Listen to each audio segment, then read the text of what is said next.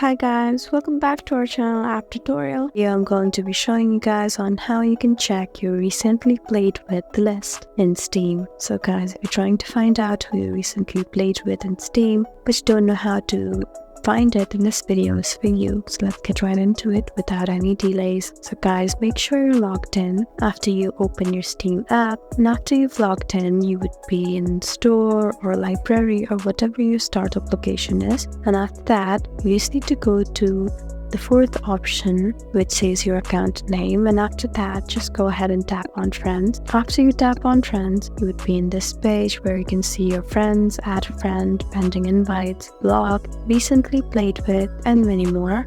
Since we're trying to check our recently played with people, just go ahead and tap on recently played with and this should be your list. So guys, there you go. All the play history you have should be right here. I hope this video was helpful for you.